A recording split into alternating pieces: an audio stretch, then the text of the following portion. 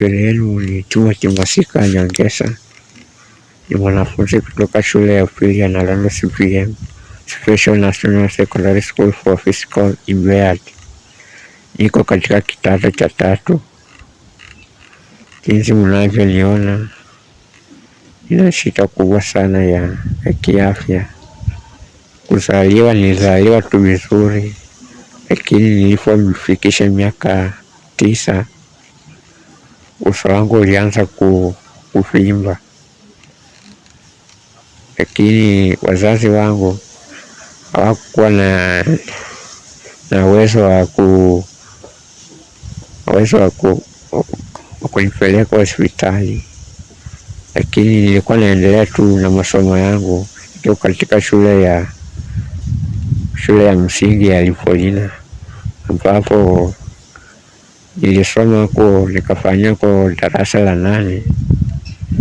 Lakini nilipofika mwaka wa 2018 nilipelekwa hospitali ya Kenyatta National Hospital kufanyiwa upasuaji.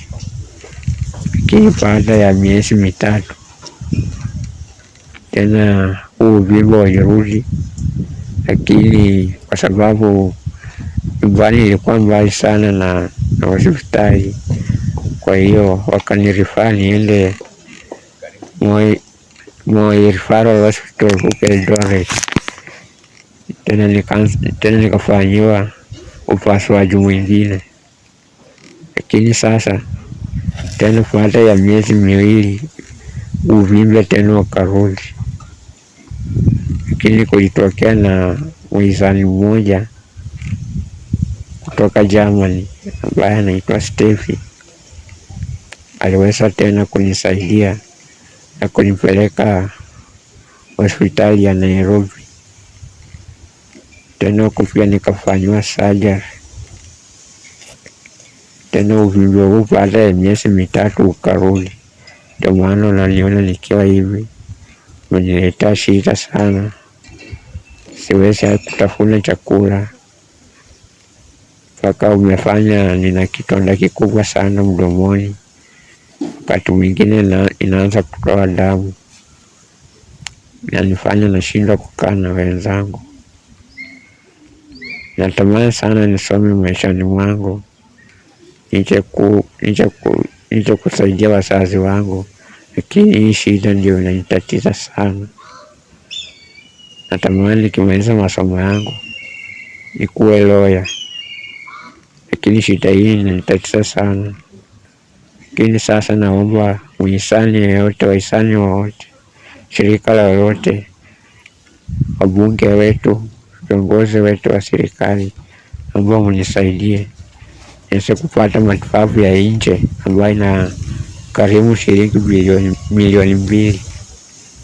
Lakini wazazi wangu kwa sababu hawajiwezi, siwezi kwenda kule nje.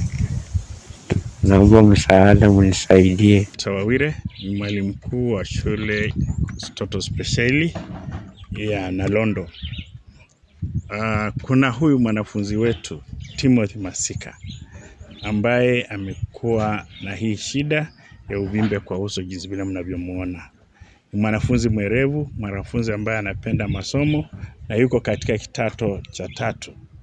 Kwa hivyo huu uvimbe umeweza kuendelea na umemfanya kutatizika katika masomo yake. Na ndipo tunapomuona anavyoendelea upande wa masomo, upande wa kukula, mazungumzo, na jinsi vile anavyoonekana imekuwa ni tatizo kubwa. Kwa hivyo sisi kama shule tunaomba kwamba kama kuna njia yoyote ambayo anaweza kusaidiwa ili aweze kupasuliwa ama kupata matibabu ili hali yake iweze kurekebishwa, akaweze kuendelea na masomo yake. Ni kijana ambaye anapenda masomo, ni kijana ambaye tunajua kwamba future yake ni mzuri, lakini shida tu ni shida ambayo ako nayo. Kwa majina ni Gendrix Nanjala, natoka katika kijiji cha Muyenga, Kimaiti sub-county. Niko na mtoto wangu mgonjwa ambaye anaitwa Timothy Masika Nyongesa. Sina chochote, hata familia yangu haijiwezi. Sinako tu kwa familia mtu yenye nasema anaweza nisaidia. Familia haijiwezi. Sasa naomba tu kweli saa hii mtu mwenye ako tu na roho safi, serikali, wabunge wetu, gavana wetu, mnisaidie. Nataka huyu mtoto kweli akue sawa, sababu ni mtoto mwenye anapenda masomo kabisa. Hata akiwa tu hivi nikimwambia baba usukae tu, sababu vile huko saa hii huwezi soma, anasema mama, mimi naenda shuleni, hata kama nikushindwa nishindwe nikiwa shuleni.